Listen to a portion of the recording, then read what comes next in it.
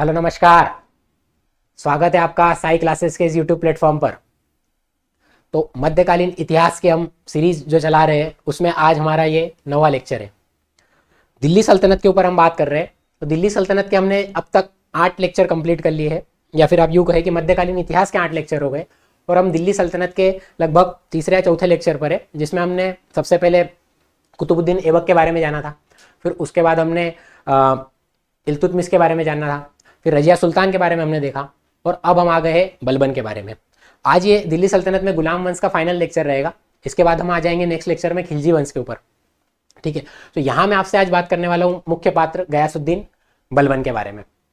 बलबन के बारे में हम देखेंगे कि क्या ये किस तरीके का व्यक्तित्व था या किस तरीके का व्यक्ति था। ये बलबन के बारे में अगर ऐसा कहा जाता है कि ये निम्न कुल के व्यक्ति को तो बिल्कुल पसंद ही नहीं करता था, देखना भी नहीं पसंद करता था। एक सुल्तान के बारे में हम सोचते हैं कि ये बिल्कुल नम्र व्यक्ति होगा, लेकिन बलबन उसका ठीक विपरीत था। मतलब हम इतिहास में अलाउद्दीन खिलजी के बारे में पढ़ते हैं कि भाई अलाउद्दीन खिलजी ऐसा बर्बर व्यक्ति था, या फिर औरंगजेब के बारे में पढ़ते हैं कि इसने इतनी बर्बरता करी, पर बलबन उससे खतरनाक व्यक्ति था। निम्न कुल का व्यक्ति देखता था तो कहता था कि मेरी तलवार ऑटोमेटिक हाथ चल निकल जाएगा और तलवार ही निकल जाएगी। कहने का मतलब क्या कि मेरा हाथ ऑटोमेटिक तलवार पर चला जाएगा और मैं उस व्यक्ति को मार दूंगा।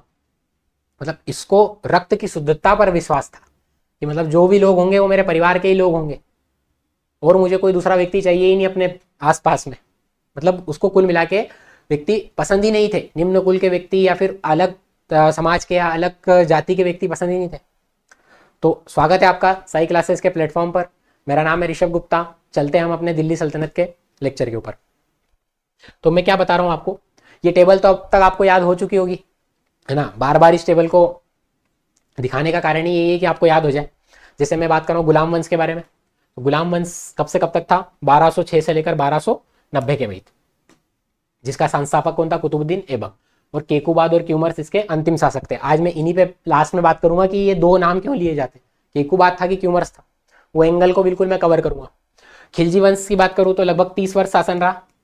ठीक है, जलालुद्दीन फिरोज खिलजी और नसरुद्दीन खुसरो अंतिम शासक, ये बात ध्यान रखनी है। तुगलक वंश कितने साल तक शासन रहा बताओ? 94 ईयर्स तक, और सबसे ज्यादा इन्हीं का शासन रहा। इनका कितना रहा था? 84 ईयर्स तक। ठीक है, और यहाँ पर देख रहे हो तो आप कितना समय हो जाएगा? लगभग ये भी 34-35 साल हो जाएगा। ठीक है, लगभग 37 ईयर्स तक शासन था सैयद वंशों का। खिज्र का संस्थापक था और आलम शाह इसका अंतिम शासक। तुगलक वंश का संस्थापक कौन था? गयासुद्दीन तुगलक। और नसीरुद्दीन महमूद तुगलक अंतिम तुर्की शासक था, है ना, ध्यान रखना। अंतिम तुर्की शासक कौन था? नसीरुद्दीन तुगलक था। लेकिन दिल्ली सल्तनत का अंतिम शासक कौन हो जाएगा? इब्राहिम लोदी। ये टेबल आपको आई होप क्लियर होगी।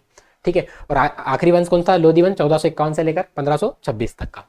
फिर मैंने आपसे ये वाली चीज कई बार बात कर चुका हूँ कि 1206 से लेकर 1526 के बीच में 320 वर्षों में 5 वंशों का शासन था, जिसमें तुगलक वंश सबसे लंबा शासन था। और उसके बाद आपका खिलजी वंश दूसरा इंपॉर्टेंट हो जाएगा। तीसरी में अगर बात करूँ, सबसे अधिक समय तक शासन करने वाला व्यक्ति कौन था? बहलोल लोदी। और फिरोज शाह तुगलक लगभग 37 ईयर्स तक शासन करने वाला व्यक्ति था। ठीक है, ये बात हो गई हमने अंतिम तुर्की शासक और अंतिम शासक की, जो कि इब्राहिम लोदी था। क्लियर है यहाँ तक बात, है ना। ये वाली चीजें मैं आपसे कई बार डिस्कशन कर चुका हूँ। ये टेबल भी आपको बिल्कुल याद होनी चाहिए। ठीक है, क्या बताया गया इसमें? कुतुबुद्दीन ऐबक, आराम शाह, इल्तुतमिश, रकनुद्दीन फिरोज और रजिया।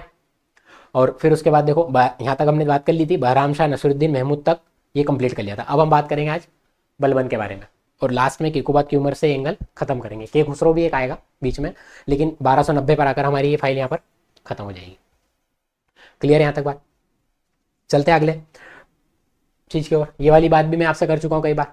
कुतुबी वंश, शमशी वंश और बलबनी वंश, तीनों वंश के बारे में आपको ध्यान रखना है ना। आज हम बात करेंगे बलबनी वंश के बलबन के बारे में। ठीक है, 1266 से लेकर 1287। कई जगह किताबों में 86 भी लिखा रहता है, 86 के समथिंग उसकी डेथ हो जाती है वैसे।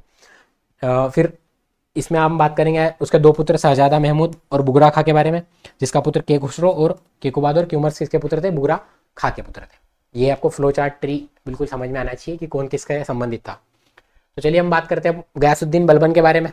वैसे इसका मूल नाम तो क्या था? बहाउद्दीन था।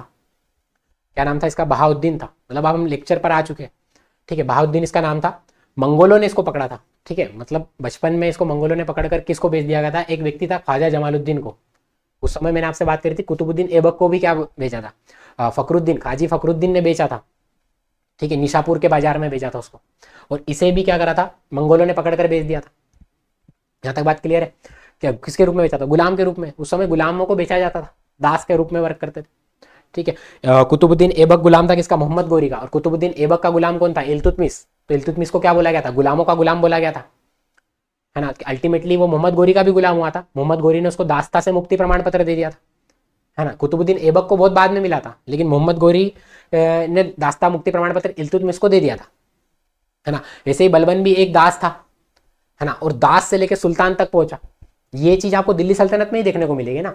आगे मुगल साम्राज्य आएगा, वहां ऐसा नहीं होगा, वहां तो बिल्कुल हायरार्की चलेगी, परिवार के लोग ही चलते हैं। यहाँ देखो दास से किस लेवल पर पहुंच गया। अभी हम बात करेंगे कि बलबन क्या था और कहां से कैसे ऊपर तक पहुंचा। जैसे इलबारी तुर्क, है ना, ये बात मैंने आपको पहले बता चुकी है कि तुर्क भी दो तरीके के थे, मामलुक और इलबारी। इसी में ये इलबारी तुर्क था, है ना, द्वितीय इलबारी वंश का, बलबनी वंश का संस्थापक, या फिर हम इसको ऐसे कह सकते हैं द्वितीय इलबारी वंश या बलबनी वंश का संस्थापक। किसको हम कह सकते हैं? बलबन को। क्लियर है बात? इलबारी याद करो, कुतुबुद्दीन ऐबक को छोड़कर बाकी सारे जितने भी तुर्क थे, ये मतलब दिल्ली सल्तनत में गुलाम वंश में, ये सब क्या थे? इलबारी थे, ठीक है। कुतुबुद्दीन ऐबक किसकी बात हो रही? मामलुक था वो। सुल्तान बनने से पहले 20 वर्ष तक ये नसीरुद्दीन महमूद का क्या था? वजीर था। याद करो, नसीरुद्दीन महमूद लास्ट लेक्चर में बात करी थी, है ना। नायब मुमलिकात के पद पर था कौन? आपका बलबन था, 20 साल तक रहा था वजीर। और ये कौन था? इसका ससुर था। नसीरुद्दीन महमूद, याद रखना कौन था, मतलब बलबन क्या लगता था? इसका ससुर था, ठीक है, नसीरुद्दीन महमूद का। फिर जैसे ही मतलब ये नसीरुद्दीन महमूद की छत्र छाया में काम कर रहा है, लेकिन उल्टा काम था यहाँ पर, है ना। बलबन किसकी छत्र छाया, मतलब बलबन जो काम कर रहा है वो सुल्तान का है, एक तरीके से काम कर रहा है। मतलब नसीरुद्दीन महमूद छत्र छाया में काम कर रहा है, ना कि बलबन छत्र छाया में काम कर रहा है, समझना, ठीक है। सुल्तान के छत्र का उपयोग करने लग गया था, मतलब कुल मिला के उसको समझ में आ गया था कि पावर गेम अब मेरे हाथ में ही है। और बाद में गयासुद्दीन की उपाधि धारण करी। बर्नी ने इसको क्या बोला गया है? जनता का पिता भी बोला है, नायक भी बोला है, और खुफिया कातिल भी बोला गया। खुफिया कातिल क्यों बोला गया? क्योंकि एक संस्था है चालीसा, चालीसा आएगी कई बार, चालीसा को निपटाने वाला व्यक्ति कौन था? आपका बलबनी था। बलबन ने चालीसा को समाप्त कर दिया था, ठीक है, क्योंकि वो खुद चालीसा में रहा था, उसको पता था कि चालीसा की पावर क्या थी। बलबन ने चालीसा को इसीलिए समाप्त कर दिया कि भाई होना ही नहीं ये चीज, क्योंकि कल को ये मेरे को निपटा देंगे। तो खुफिया कातिल क्यों बोला गया? क्योंकि जो 40 व्यक्ति थे, अमीर व्यक्ति थे, वही 40 लोग क्या करते थे? सत्ता परिवर्तन का काम करते थे, और वही नए नए सुल्तान बनाते थे, और उन्हीं अमीरों को क्या करता था? रात में उनकी गुपचुप हत्याएं करवा देता था, ठीक है, इसलिए इसको खुफिया कातिल भी कहा गया। चलते आगे देखते और क्या विशेषता है बलबन की। और बलबन के बारे में एक जिक्र मिलता है पालम बावली में। क्या लिखा है? जो एक योगेश्वर पंडित इसके रचनाकार थे, उनके द्वारा लिखा गया है। उसमें लिखा गया है बलबन को क्या बताया गया? विष्णु का अवतार बता दिया गया भाई, है ना। मुस्लिम सल्तनत के व्यक्ति को बता दिया कि भाई ये विष्णु का अवतार है। और क्या लिखा है उसके बारे में बताओ? राजा ने सुशासन के कारण भगवान विष्णु क्या चले गए? समस्त चिंताओं को त्याग कर छो गए, क्षीर सागर में चले गए, और बाकी सब काम कौन संभाल रहा है? बलबन संभाल रहा है। ये बात लिख दी, इतनी बड़ी बात लिख दी। मतलब भगवान सो गए और बलबन को सौंप गए कि भैया संभाल लो धरती को। इतना खतरनाक आदमी बलबन पैदा हो गया, ठीक है। और एक और जगह बात लिखी मिलती है गढ़मुक्तेश्वर लेख में, बलबन के बारे में क्या लिखा गया? खलीफा का सहायक है ना। खलीफा अगर याद हो तो कौन होता था? खलीफा अरबी भाषा का शब्द है जिसका अर्थ क्या होता है? उत्तराधिकारी, सक्सेसर। और यही सक्सेसर आगे चल के क्या होगा आपका? उसी का सहायक बोल दिया गया है, ठीक है। अब पैगंबर के मोहम्मद के बाद जो खलीफा होते थे वही क्या मतलब उत्तराधिकारी कहलाते थे, और ये आगे चलकर धार्मिक राजनीतिक प्रमुख हो गया। और उसी में बलबन का सहायक कौन निकले? क्या बलबन ने क्या बोला कि मैं खलीफा का सहायक? ये बात लिखी मिलती है गढ़मुक्तेश्वर अभिलेख में, ठीक है। चलते आगे। आगे अगर मैं बात करूँ नेक्स्ट स्लाइड में, तो और क्या बताया गया? अब बलबन की कुछ तारीफें हैं भाई। क्या तारीफ कर रहे हैं बलबन की? कि भाई योग्यता थी उसमें, एबिलिटी तो थी भाई, दास से यहाँ तक पहुंच रहा है, मतलब भाई एबिलिटी थी उसमें, दूरदर्शिता थी। दूरदर्शिता का मतलब होता है विजिबिलिटी, है ना। आर पार का देख लेता था दीवार के, ऐसा तो नहीं था, लेकिन दूरदृष्टिकोण था कि ऐसा हो सकता है, घटनाओं को पहले से मान के चलता था। जैसे उसको पता था कि चालीसा दल क्या लेवल की चीज है। इल्तुतमिश ने उसको चालीसा दल का सदस्य बनाया था, लेकिन चालीसा दल की पावर वो जानता था, तो उसने चालीसा दल को ही पहले खत्म करा। तो इल्तुतमिश के चालीसा दल का सदस्य था ये। फिर उसने क्या बताया कि रजिया ने बलबन को अमीर शिकार का पद दिया था। मतलब मैं उसकी पोस्ट बता रहा हूँ आपको। इल्तुतमिश के समय वो चालीसा में था, रजिया के समय अमीर शिकार बना। बाद में रजिया को हटाने में जो षड्यंत्र था उसमें बलबन का हाथ भी था कहीं ना कहीं। क्यों? क्योंकि आपको याद हो तो उसने नसरुद्दीन महमूद को गद्दी पर बिठाया था। अमीर वर्ग किस तरीके से सत्तारूढ़ तुर्क अमीर जो थे वो रजिया से किस तरह नाराज थे, ये बात है, ठीक है। बहराम शाह ने बलबन को क्या दी थी? हासी और रेवाड़ी की जागीर दी थी, है ना। नसीरुद्दीन ने उसको क्या बनाया था? उलुग खां की उपाधि दी थी। और नायब मुमलिकात, वही बात है, वजीर का पद दिया था। और इस पद पर आने के बाद वो लगभग उस लेवल पर आ चुका था कि सुल्तान बन जाए।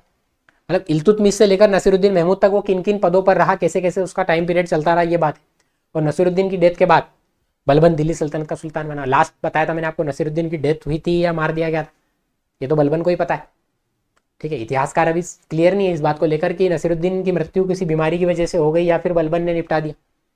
यहाँ पर बात आ रही है कि नसीरुद्दीन की मृत्यु के बाद बलबन दिल्ली सल्तनत का क्या बन गया, सुल्तान बन गया, है ना। अपनी छोरी का जो विवाह करा था वो नसीरुद्दीन महमूद से करा था, किसने, आपके बलबन ने। बलबन का टाइम पीरियड याद रखना 1265 से लेकर 1286। अनुभवी व्यक्ति था, एक्सपीरियंस, 66 साल की उम्र में जाके सुल्तान बन रहा है ना। 66 की एज में सुल्तान, में रिटायर्ड की एज में, रिटायर्ड की एज भी 2 बार पार कर चुका है, उसके बाद सुल्तान बन रहा है। ठीक है, तो उस समय क्या एक्सपीरियंस होल्डर व्यक्ति होगा वो, समझ रहे हो बात को। चलते आगे, आगे क्या बोला गया, क्या क्या अब आते हैं इसकी पॉलिसीज पर कि ये कैसे खतरनाक व्यक्ति था।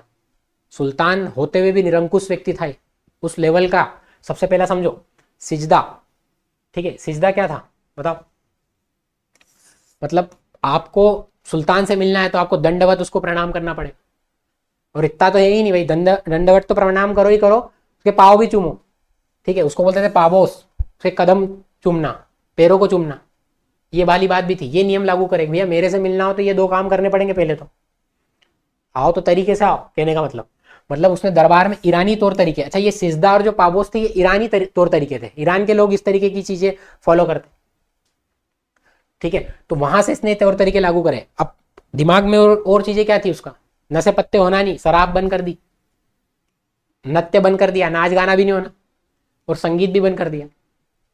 इंटरटेनमेंट की चीज ही खत्म कर दी उसने दरबार में से, कि इंटरटेनमेंट होना ही नहीं, खेल खत्म इंटरटेनमेंट का। दरबारियों को विशेष वस्त्र, ड्रेस कोड दे दी भाई, है ना। आज जैसे किसी ऑफिस में या फिर स्कूल में ड्रेस कोड होता है ना, जैसे किसी दिन छुट्टी होती है भाई ये पेन कराना, एक फॉर्मूला बना लेते हैं या फिर ये बना ले, इस तरीके की ड्रेस कोड चलेगा। तो वैसे ही इसने दरबार में ड्रेस कोड लागू कर दी कि सभी लोग इस तरह का कलर का ये चीज पहन कर आएंगे। ठीक है, तो ड्रेस कोड पहनने की आदत दी, हंसी मजाक भी बंद कर दी। मतलब देखो किस लेवल का व्यक्ति, गंभीर व्यक्ति, इस तरीके के व्यक्ति को क्या बोलते हैं, गंभीर व्यक्ति बोलते हैं। आओ तो तरीके से आओ मेरे सामने, है ना, बिल्कुल दंडवत प्रणाम करो, ऐसा नहीं होना ड्रेस कोड में नहीं मुझे निपटा देगा ये कौन, बलबन।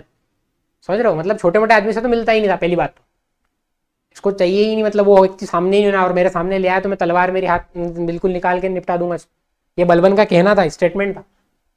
ठीक है, चालीसा दल की समाप्ति करी, खुकार व्यक्ति होते जा रहा है। उलेमाओं को रणनीति नहीं राजनीति, है ना, यहाँ पर राजनीति आएगा, राजनीति से पृथक करा।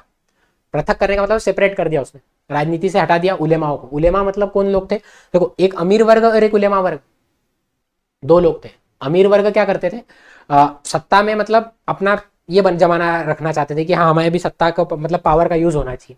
और उलेमा भी सेम लोग थे।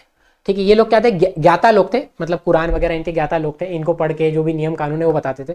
तो उनको भी बाहर कर दिया कि राजनीति में भी तुम बिल्कुल इन्वॉल्व होना ही नहीं, है ना, मुझे मेरे हिसाब से काम करने दो। ताज की प्रतिष्ठा और लोगों के मन में भय स्थापित करने के लिए बलबन ने गद्दी पर बैठते ही साधारण लोगों से मिलना जुलना छोड़ दिया। ये वाली बात देख लो, मैंने जो बोल रहा हूँ मैं वो लिखी हुई भी है ना। साधारण लोगों से मिलना ही नहीं, मेरे को बात ही नहीं करना उनसे, कोई ऐसा मशवरा ही नहीं करना। आज जैसे हम देखते हैं प्रधानमंत्री मोदी मन की बात करते हैं, ज़्यादा लोगों से मिलते हैं। ठीक है, या फिर आप देखो और भी कई सारे प्रोग्राम होते हैं जिसके थ्रू जो शासक रहता है उसका इंटरेक्शन होता है। हालांकि ये तो लोकतंत्र है और यहाँ तो राजतंत्र चल रहा है ना, तो उसको तो बात ही छोड़ दो। बलबन की तो अलग ही लेवल का था। बहुत सारे किताबों में बलबन के बारे में कुछ ज़्यादा लिखा हुआ नहीं मिलता है, हाँ ये शासक था, इसने ये काम करे। अब देखो ये क्या लेकर आया, एक और फंडा लेकर आया, है ना, सीधा नहीं था ये, कुल मिला के बहुत टेढ़ा आदमी था, राजत्व का सिद्धांत ले आया। समझ रहे हो, राजत्व का सिद्धांत क्या है, आज मतलब मैं दरबार लगा लूर के हूँ कि भैया मैं ही भगवान हूँ। आपने डायलॉग सुना, अपुनीत भगवान, कभी कभी लगता है, तो सेम वही है राजत्व का सिद्धांत। राजत्व का सिद्धांत ये है कि बलबन कह रहा है भैया भगवान तो बाद में, भगवान की परछाई में। कौन बोल रहा है, बलबन बोल रहा है। क्या है राजत्व का मतलब, देखो राजत्व का मतलब क्या लिखा हुआ है, उन सिद्धांतों नीति और कार्यों से है जिनसे सुल्तान अपनी प्रभु सत्ता अधिकार शक्ति को स्पष्ट करके अपनाता है। बता रहा है कि मेरे पास क्या पावर है और मैं हूं कौन। ये बताने वाला व्यक्ति कौन है, बलबन। क्या बता रहा है बलबन, कि मैं राजत्व अपने धारण किए हुए हूँ, ऐसा ऐसा आदमी नहीं छोटा मोटा में, है ना। केएम निजामी उसके लिए क्या बोल रहे, एक इतिहासकार है केएम निजामी, वो क्या बोल रहे, बलबन दिल्ली सल्तनत का एकमात्र ऐसा सुल्तान था जिसने राजत्व के विषय में विचार स्पष्ट रूप से रखे थे। राजत्व ये समझ लो कि वो अपने आप को भगवान के बाद बता रहा है कि भगवान के बाद, भगवान तो भी अवेलेबल नहीं है, मैं अवेलेबल हूँ, मेरे से बात करो। ये बता रहा है बलबन, ये राजत्व। ठीक है, बलबन का राजत्व सिद्धांत किस पर आधारित था? लौह और रक्त नीति पर आधारित था। लौह और रक्त नीति क्या थी? ठीक है, ये कई बार आपने आगे भी सुनी होगी, लौह रक्त नीति, अभी बात करेंगे इस पे। प्रतिष्ठा, शक्ति, न्याय पर आधारित थी। मतलब लौह रक्त नीति तो थी सही, उसके बाद उसको मेन चीज क्या थी अपनी? डिग्निटी, पावर और जस्टिस। ये तीनों बातें भी किस पर आधारित थी? उसका राजस्व सिद्धांत आधारित था। कहां पर मिलता है पहली बार राजस्व सिद्धांत का जिक्र? अगर आपको याद हो तो तारीख फिरोज शाही में मिलता है। तारीख फिरोज शाही किताब किसने लिखी थी? बर्नी ने लिखी थी। बर्नी के द्वारा लिखी गई तारीख फिरोज शाही में किसका जिक्र मिलता है? आपका पहली बार राजस्व सिद्धांत का जिक्र मिलता है। और समझते हैं राजस्व सिद्धांत में, इसी के अंदर इसी का देवी सिद्धांत का समर्थन करा था। मैंने आपको बताया ना अभी, राजस्व सिद्धांत तो था लेकिन साथ में उसने देवी सिद्धांत का समर्थन करा था। कैसा देवी सिद्धांत का? खुद को उसने नियामत खुदाई बताया। नियाबत खुदाई जिसका अर्थ क्या होता है? ईश्वर का प्रतिनिधि, है ना। नायाब खुदाई की उपाधि धारण करी। मतलब मैंने अभी बताया आपको, कभी कभी तो लगता है आपुनी भगवान है। ये वाला कॉन्सेप्ट लेकर आने वाला व्यक्ति कौन था? बलबन था। आगे चल के अलाउद्दीन खिलजी भी लेकर आएगा, लेकिन उसमें कुछ डिफरेंस रहेंगे। वो डिफरेंस हम देखेंगे कि अकबर क्या बोल रहा है, सॉरी बलबन क्या बोल रहा है और अलाउद्दीन खिलजी क्या बोल रहा है। समझ रहे हो इस बात को? तो यहां पर उसने देवी अधिकार का समर्थन करा और जिल्ले लाही, ईश्वर की छाया की उपाधि धारण करी, है ना। वो डायलॉग है ना, जिल्ले लाही मेरी अक्खा के सामने बैठे और मैंने दिखा नहीं। तो ऐसे ही बलबन भी उपाधि धारण कर रहा है कि मैं ही जिल्ले लाई हूं, है ना। जिल्ले लाई, ईश्वर की छाया। कौन? बलबन बोल रहा है। ईश्वर अवेलेबल नहीं है, आई एम अवेलेबल, ये बात बोल रहा है कौन? बलबन। यह सिद्ध करने का प्रयास करा कि सुल्तान की शक्ति का आधार जनता और अमीर नहीं है। मुझे पावर जनता से नहीं मिल रही है। जैसे आज हम देखते हैं डेमोक्रेसी में पावर किससे मिलती है? जनता के लिए, जनता के द्वारा, ये वाली बात आती है। लेकिन बलबन कहता है मुझे कोई मतलब नहीं जनता कौन है और अमीर कौन है। ठीक है, मैं तो भगवान से सीधी डायरेक्ट बात करता हूँ, मेरा कनेक्शन डायरेक्ट भगवान से। मतलब कहने का मतलब ये भी कह सकते हो, ये एक तरीके का आज के समय में बाबा उनका वो बिचौलिया भी हुआ। ठीक है, क्योंकि भगवान का संदेश यही पहुंचा रहा है ना। तो बलबन एक इस कैटेगरी का आदमी था। समझ में आया राजत्व का सिद्धांत क्या था? राजत्व का सिद्धांत सीधा सीधा फंडा है कि मैं अपने आप को भगवान मान रहा हूँ। ठीक है, मैं नहीं, बलबन मान रहा है ना। 1286 से लेकर 1265 से लेकर 1286 तक इसका टाइम पीरियड था। ठीक है, अब इन 20 सालों में ऐसे ऐसे काम कर गया ये। अब देखो और एक और समझो, अब सीधी सी बात है, उसने बता तो दिया कि भाई मैं भगवान हूं, लेकिन उसको और प्रूफ करना है तो उसके लिए उसने क्या बोला? अब देखो यहां पर क्या लिखा है, शाही वंशज होने का दावा करा उसने। ठीक है, शाही वंशज होने का दावा कर रहा है वो। क्या होता है शाही वंशज?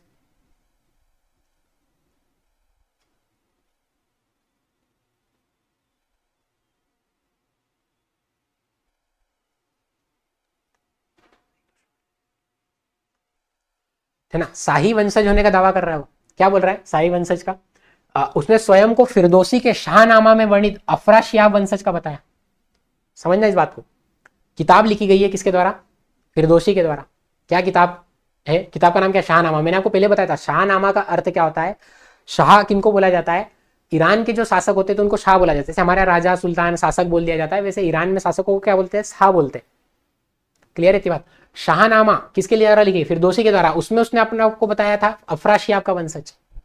ठीक है, इस चीज को समझना। देखो अफराशियाब जो वंशज था ये पैगंबर का था, पैगंबर साहब इस वंशज के थे। और बलबन कह रहा है कि मैं उसी वंशज का हूं। जब भी तो क्लियर होगा कि मैं मतलब पैगंबर से रिलेटेड हूं और मेरे को क्या चाहिए, मैं ही भगवान हूं। पहले आपने कह दिया मैं भगवान हूं, तो आपने कहा एविडेंस दो, तो ये दे दिया एविडेंस, ये लो एविडेंस ये रहा मेरे पास। समझ रहे हो बात को? कुलीनता पर विशेष बल दिया, मेरे ही कुल के परिवार के लोग ही आगे बढ़ेंगे और कोई नहीं जाएगा आगे। सोच रहे हो ये किस लेवल की मतलब वो थी। आज जब हम कहते थे ना भाई भतीजा बात, वो उस समय बलबन के पास था। भगवान भी वही था। ठीक है, और भगवान हूं मैं ये प्रूफ करने के लिए उसने बता दिया कि ये जो भगवान जिस वंश के थे मैं उसी वंश का था। ठीक है, बर्नी क्या बोल रहा है कि बलबन कहता था कि जब मैं किसी निम्न कुल के उत्पन्न है व्यक्ति को देखता हूं तो मेरी आंखों में अंगारे फूटने लगते और क्रोध से मेरा हाथ स्वयं तलवार पर चला जाता है। ये पॉइंट समझना भाई, है ना। वही मैंने आपको बोला ना कि क्या है कि ऑटोमेटिक तलवार पर हाथ चला जा रहा है। निम्न कुल का व्यक्ति सामने आया, तलवार खींच ली मैंने, बात खत्म। क्लियर है यहां तक? तो ये कौन बोल रहा है? बलबन बोल रहा है। ये बात किसने लिखी? बर्नी ने, जियाउद्दीन बर्नी ने, तारीख फिरोज शाही में। चलते आगे, और क्या बात है अब और देख लेते हैं उसकी सेना का संगठन कैसा था। अगर मैं उसकी सेना के संगठन की बात करूं तो उसने तुर्की सैनिकों को सेवा के बदले क्या दी थी? जागीर देने की प्रथा दी, है ना। जागीर दे दी मतलब जमीन वगैरह देने का काम करा। फिर सैनिकों की शक्ति में वृद्धि करने के लिए उनके वेतन बढ़ा दिए। भ्रष्टाचार नहीं, उस वजह से वेतन भी बढ़ा दिए, पैसे इंक्रीज कर दिए, इंक्रीमेंट कर दिया उनका। और जो सैनिक सेवा के लायक नहीं उनको पेंशन देकर सेवा मुक्त कर दिया, वीआरएस दे दिया कुल मिला के, है ना। काम आ नहीं रहा है, उम्र हो गई है, तो अब वीआरएस ले लो आप, जैसे आज गवर्नमेंट देती। फिर एक डिपार्टमेंट बनाया सेना के लिए, दीवान आरिश डिपार्टमेंट बनाया, और इसका हेड किसको बनाया, इमाद उल मुल्क को। इमाद उल मुल्क को हेड बनाया किसने, बलबन ने। क्लियर है। 1279 में ख्वाजा नामक एक इसने पद बनाया। वो काम क्या करता था, एक तो जो इक्तेदार होते थे उन पर नियंत्रण रखता था, एवं आय का उनका आकलन करता था, और उसका लेखा रिकॉर्ड भी रखता था। रिकॉर्ड का काम भी कौन करता था, ये ख्वाजा नामक व्यक्ति करता था। ये पद कब बनाया था इसने, 1279 में, है ना, 1279 में। क्लियर है बात। तो ये सेना से रिलेटेड उसने इंपॉर्टेंट कार्य करे। मंगोलों का खतरा भी था उसके साम्राज्य में, तो मंगोलों के खतरे से निपटने के लिए उसने एक किला बनवाया, है ना, और उसको 2 भागों में बांटा। लाहौर, मुल्तान और दीपालपुर का क्षेत्र उसने अपने बड़े लड़के को दिया, और सुमन, समाना और उच्च का क्षेत्र उसने किसको दिया, शहजादा बुगरा खां को दिया। समझना इस बात को, क्या कहना चाह रहा है ये, कि 2 एरिया उनने बांट दिए अलग अलग। मंगोल खतरा याद करो इल्तुतमिश के समय से, चंगेज खां का आक्रमण पर वो आ नहीं पाया था चंगेज खां, क्यों, क्योंकि उसने वहां से डील कर ली थी, उसकी फॉरेन पॉलिसी अच्छी थी इल्तुतमिश की। फॉरेन पॉलिसी के तहत उसने मगरवानी को शरण ही नहीं दी, कहा कि भैया ये मैं नहीं शरण दूंगा, तो डिप्लोमेटिक रूप से काम हो गया उसका, तो भारत पर कभी आ ही नहीं पाया। फिर मंगोल खतरा लगातार बना हुआ था, मंगोल लोग आक्रमण कर रहे थे, तो इसी से बचने के लिए उसने 2 एरिया बना दिए, और ये एरिया, एक एरिया बड़े बेटे को दे दिया, एक एरिया छोटे बेटे को दे दिया। बाद में चल के बड़े बेटे को ही सब एरिया मिला, और यही वहीं क्या होता है, शहजादा मोहम्मद की मंगोल युद्ध में ही क्या होती है, डेथ होती है। समझ रहे हो इस बात को। मेन कारोबार कौन संभाल रहा था, शहजादा मोहम्मद संभाल रहा था, और बाद में तैमूर खां, ये तैमूर लंग वो नहीं है, ये तैमूर खां है ना। उस समय मंगोल आक्रमण हुआ था, तो उसमें क्या होता है, ये मारा जाता है। बहुत बिखर सा गया था बलबन, है ना, मतलब अपने बड़े पुत्र की डेथ हो गई, उसके बाद तो बिल्कुल अलग ही लेवल पे ये हो गया था, बिखर ही गया था वो। मतलब उसको ऐसा लगा था कि भैया अब खत्म खेल, मतलब उसकी जीवन का टर्निंग पॉइंट कह सकते थे। अकेले में रात में रोता था वो बैठ के, बाकी लोगों से मिलेगा तो ऐसा गंभीर मिलेगा, हाँ बात करो मेरे से, लेकिन अलग लेके तो वो उसको मतलब एक अलग लेवल पे पहुंचा दिया था उसके पुत्र की डेथ ने उसको। और देखते हैं क्या बात है। कुछ विद्रोह हुए थे उसके शासनकाल में, उन विद्रोह का दमन कैसे करा उसने। उस विद्रोह का दमन करने के लिए सबसे पहले मेवातियों का दमन। अब देखो इस मेवातियों के दमन करने में पगला गया था। मेवाती लोग क्या थे, लूटपाट करते थे और जंगलों में भाग जाते थे, दिल्ली के आसपास वाले जंगलों में। अब ये क्या कर रहा है, उनको दमन करने के लिए उन्होंने पूरे जंगल ही साफ करवा दी, कि होना ही नहीं, इनको पकड़ो, जंगल में से निकाल के पकड़ो। इस तरीके का उसने दमन करा, है ना। उनके प्रशिक्षित सेना, ट्रेन सैनिकों को भेजा, जंगल कटवा दिए, देखो ये लिखा है, और एक दुर्ग भी बनाया। समझ, आज का समझ लो नक्सली वाला काम है, नक्सलाइट लोग जो रहते। फिर एक और विद्रोह हुआ था, तुगरिल खां का विद्रोह हुआ था, है ना। बाद में तुगरिल खां को ने अपने नाम के सिक्के जारी कर दिए थे, मतलब सुल्तानी अपने आप को घोषित कर दिया था। बंगाल में तो बहुत विद्रोह होते थे ना, आप जब देखो तो ये बंगाल में विद्रोह आपको मिलेगा ही मिलेगा। बलबन ने उसका दमन करने के लिए 2 बार सेनाएं भेजी थी, जिसमें से उसे असफलता मिली, और इस असफलता के बाद तुगरिल के विरुद्ध अभियान में बलबन को 2 वर्ष लग गए थे, क्योंकि ये युद्ध करने से बच रहा था। सीधी सी बात है, तुगरिल खां का युद्ध नहीं करना था, बार बार युद्ध को टाल रहा था, क्योंकि उसको पता था बलबन से हार जाएगा वो। फिर बलबन एकमात्र विद्रोह था जिसको दबाने के लिए दिल्ली से बाहर गया था, ज्यादातर में वो उसने दिल्ली से ही कंट्रोल करा था। पहली बार उसको बंगाल जाना पड़ा था इस विद्रोह को दबाने के लिए। देखते आगे और कौन से विद्रोह दमन करे। कटेहर का विद्रोह 9 साल लग गए, है ना, मतलब 9 साल नहीं लग गए, 9 साल से सभी ऊपर के पुरुषों को इसने मरवा दिया उस युद्ध में, मतलब मार ही दिया इस विद्रोह को दमन करने के लिए। फिर एक दलकी मलकी का विद्रोह भी मिलेगा, हालांकि ये नसीरुद्दीन महमूद के समय हुआ था, लेकिन उस समय बलबन मेन व्यक्ति था, ठीक है, तो वो संभाल रहा था। बलबन के समय मेवात, दोआब, अवध का कटेहर, इन सभी पे भी हिंदुओं के विद्रोह हुए थे, ये सब इनके सेंटर पॉइंट थे। थोड़ा सा याद रखना है किसके समय क्या घटनाएं हुई थी, यूजीसी नेट वगैरह इस तरीके पूछ लेता, कटेहर विद्रोह किसके शासनकाल में हुआ था, ठीक है। चलते कुछ और इंपॉर्टेंट चीज, जैसे मैंने आपको बताया कि सेना के संगठन के लिए इसने दीवान आरिज बनाया, तो गुप्तचर विभाग भी बनाया, है ना। चालीसा के लोग क्या प्लानिंग कर रहे हैं, उसको चालीसा को निपटाना है, तो एक गुप्तचर विभाग चाहिए, तो उस गुप्तचर विभाग का नाम क्या था, बरीद मुमालिक। जब भी ये बरीद वर्ड आए समझ जाना किसकी बात हो रही है, गुप्तचर की बात हो रही है। बरीद वर्ड समझ जाना किसकी बात हो रही है, गुप्तचरों की बात हो रही है। फिर अगर बात करूं, गुप्तचरों द्वारा राज्य के महत्वपूर्ण समाचार सुल्तान के पास पहुंचाए जाते थे। जो गुप्तचर अपने कर्तव्य का पालन नहीं करते थे उसे कठोर दंड दिया जाता था, और इनको पैसा कैसे देते थे, नगद में देते थे गुप्तचरों को, और ये सुल्तान के अंडर डायरेक्ट कंट्रोल में होते थे, ठीक है, सुल्तान के गुप्तचर। और चलते आगे क्या है और कुछ बातें। न्याय व्यवस्था देख लेते, उसकी न्याय व्यवस्था क्या थी, कठोर थी और गैर पक्षपात थी, है ना। कठोर न्याय व्यवस्था थी, है ना। दंड देना है मतलब बिल्कुल अलग काम था इसका, बर्बरतापूर्वक दंड देता था, नॉर्मली भी दंड नहीं देना है ना, एकदम बिल्कुल निपटारा ही कर देना है। सुल्तान प्रमुख अपराधों संबंधित मामलों में खुद ही न्याय करता था, बलबन खुद ही गद्दी पर बैठ के न्याय करता था कि ये नहीं जमा, इसके ऊपर न्याय, क्योंकि मैंने आपको बताया ना रक्त एवं लौह की नीति, इसलिए मैंने उस समय नहीं बताया क्योंकि ये यहाँ पर आने वाला था। ठीक है, प्योर ब्लड और लौह की पॉलिसी, मतलब देखो अगर किसी ने उसकी बात मान ली तो ठीक, नहीं मानी तो निपटा दो, यही है रक्त एवं लौह की नीति। जैसे आपने सुना होगा ना कि सरदार वल्लभ भाई पटेल ने भी अपनाई थी, तो वो उस पॉलिसी को क्या बोलते हैं, वो कैरेट पॉलिसी बोलते हैं, है ना, कि आप अगर हमारे भारत में शामिल हो रहे हो तो आपको गाजर नहीं तो डंडा। ठीक है, तो सेम वैसा ही था। बाकी देखो क्या होता था इस पॉलिसी में, जिसके अंतर्गत विद्रोही व्यक्ति की तो क्या करवा दी जाती थी, हत्या, लेकिन उसके साथ उसके जो स्त्री बच्चे थे उनको क्या बना लिया जाता था, दास बना लेते थे। क्लियर है, ये वाली चीज होती थी। चलो अब बलबन का मूल्यांकन कर लेते, 2-4 मिनट और लगेंगे, 2-3 मिनट और लगेंगे और खत्म हो जाएगा। बलबन के लिए हबीबुल्ला क्या साहब क्या बोल रहे हैं कि भैया उसका शासन तो सुदृढ़ीकरण का काल था, विशाल सेना थी उसके पास, मंगोल आक्रमण के भय से उसने सीमा विस्तार का प्रयास नहीं करा।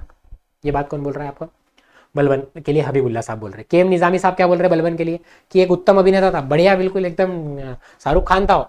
कौन बोल रहे, केएम निजामी साहब कि उत्तम अभिनेता था, है ना, अपने दर्शकों को आधुनिक फिल्मी सितारों की भांति मंत्रमुग्ध करके रखता था। क्वालिटी तो थी बंदे में, मंत्रमुग्ध का मतलब समझ रहे हो, बांध के रखना, समा बांध के रखने का काम करता था। कौन, बलबन। बर्नी क्या बोल रहा है, ठीक है, ये बर्नी नाम है ना, बर्नी के अनुसार बलबन एक मलिक होते हुए भी खान हो गया और फिर वह सुल्तान हो गया। ये तो ऐसा लग रहा है जैसे कोई मतलब लाइन बिल्कुल एकदम शेरो शायरी बोल दी उसके लिए। बर्नी और क्या बोल रहा है कि बलबन की मृत्यु से दुखी होकर मलिकों ने अपने वस्त्र फाड़ दिए और खतरनाक बात बोल दी, मतलब इतना खतरनाक, हमारा बहुत प्यारा इंसान चला गया। देखो क्या स्टेटमेंट क्या है, मलिकों ने अपने वस्त्र कपड़े फाड़ दिए, कपड़े तो फाड़े फाड़े, और साथ में क्या बोल रहा है कि नंगे पैर गए, वो कहाँ गए, कब्रिस्तान में उसको छोड़ने गए, चप्पल छोड़ दिए और अपने सिरों पर उन्हें धूल फेंकी।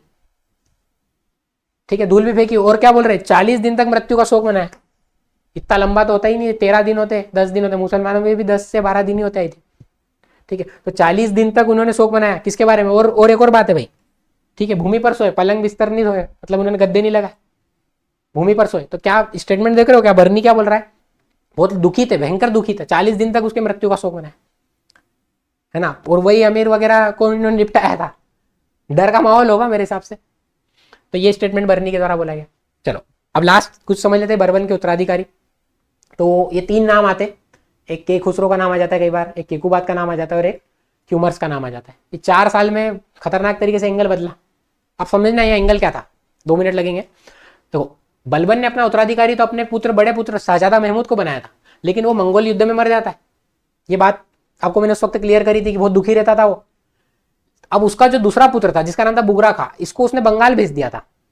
ठीक है, बंगाल भेज दिया था। तो उसको मतलब क्या था, उसको बंगाली पसंद था, उसको इधर नहीं चाहिए था दिल्ली विल्ली, उसने कह दिया मेरे को नहीं आना करना। तो अब बुगरा खा का जो पुत्र था, देखो एक तो किसका पुत्र होगा, शाहजादा महमूद का, क्या नाम था उसका, के खुसरो, और दूसरा बुगरा खा का जो पुत्र था वो था केकुबाद। समझना, ये पहला जो पुत्र है किसका हुआ, बलबन के बड़े बेटे का लड़का, और ये उसके छोटे बेटे का लड़का। ठीक है, तो एक तरफ के खुसरो को उत्तराधिकारी नियुक्त करा गया शाहजादा मोहम्मद के पुत्र को, क्योंकि शाहजादा मोहम्मद तो क्या हो चुका है, मंगोल युद्ध में मर चुका है। ठीक है, अब के खुसरो, उसके बाद देखो, लेकिन कुछ लोग विश्वस्तो, मतलब बलबन के कुछ ही लोग ने, उन्होंने क्या करा, अल्पवयस्क पुत्र, किसके, बुगरा खा के, मतलब 18 साल से कम का व्यक्ति था, केकुबाद को सुल्तान बना दिया। मतलब 2 सुल्तान हो गए, के खुसरो भी हो गया और केकुबाद भी हो गया। फिर ये क्यूमर्स कहां से आ गया। ठीक है, अब समझो के खुसरो रहा कुछ समय, उसकी भी डेथ होती है, फिर केकुबाद बनता है, अल्पवयस्क रहता है। तो अब पक्षपात चल रहा है। ठीक है, केकुबाद ने 3 वर्षीय पुत्र, अब केकुबाद के ही पुत्र को लिया है, मतलब ये इसका पुत्र हुआ, क्यूमर्स को 3 साल का है। क्यूमर्स को क्या बना दिया, तुर्की सरदारों ने बना दिया। वहां कुछ विश्वस्त लोग थे, बलबन के कुछ खास लोग, लेकिन तुर्की अमीरों ने क्या एंगल खेला कि इसके ये वाले बेटे को नहीं, हम तो इसके ये वाले बेटे को मानेंगे। ठीक है भाई, ये नहीं होना, ये चाहिए। तो क्यूमर्स को क्या करा, तुर्की सुल्तान ने सुल्तान बना दिया। अब समझ में आया। बलबन की मृत्यु के बाद कौन रहा, के खुसरो रहा। के खुसरो के बाद कौन सा एंगल आया, केकुबाद का और क्यूमर्स का। कुछ लोग बोल रहे केकुबाद रहेगा और कुछ लोग बोल रहे केकुबाद का पुत्र क्यूमर्स रहेगा।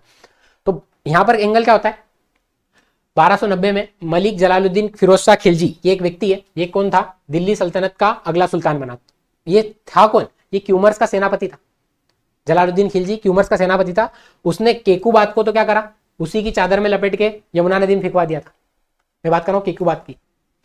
ठीक है, केकुबाद को उसी की चादर में लपेट के यमुना में फेंकवा दिया था। कौन, किसने, जलालुद्दीन खिलजी ने। और क्यूमर्स को भी मार दिया था किसने, जलालुद्दीन खिलजी ने। मतलब दोनों की हत्या किसने कर दी, जलालुद्दीन खिलजी ने। उसको पता था होना ही नहीं इनका परिवार, अब मेरा परिवार बैठेगा। ठीक है। और ये जो व्यक्ति था सत्ता परिवर्तन करके मामलुक या गुलाम वंश का अंत कर दिया और दिल्ली सल्तनत पर सामान्य कुल का, ये देखेंगे सामान्य कुल वर्ड आ रहा है यहाँ पर आएगा। अगला चैप्टर जो शुरू होगा खिलजी का, खिलजी क्रांति से शुरू होगा, है ना। मैंने कहा ना बलबन सबसे ऊपर लेवल, अब नीचे के लेवल के लोग ऊपर पहुंच रहे हैं, है ना। सत्ता पलट रही है पूरी तरीके से और इसी के साथ खिलजियों का शासन शुरू होता है। क्लियर है यहाँ तक बात? तो आई होप आपको समझ में आया होगा कि किस तरीके से उत्तराधिकारी की लड़ाई थी है ना, और कौन दोनों का क्या एंगल था। तो आप हमारे चैनल के साथ इसी तरह बने रह सकते हैं। कोई डाउट हो तो आप कमेंट सेक्शन में लिख सकते हो। इसकी पीडीएफ आपको टेलीग्राम चैनल से मिल जाएगी। अगर आप टेलीग्राम चैनल ज्वाइन करना चाहते हो तो इसको स्कैन कर सकते हो, डिस्क्रिप्शन बॉक्स में भी आपको लिंक मिल जाएगी। तो तब तक के लिए पढ़ते रहिए। यूजीसी का नोटिफिकेशन भी आ चुका है नेट का, तो दिसंबर एग्जाम के लिए ये लेक्चर और भी महत्वपूर्ण हो जाता है। हम मिलते हैं अगले लेक्चर में, तब तक के लिए बहुत बहुत धन्यवाद।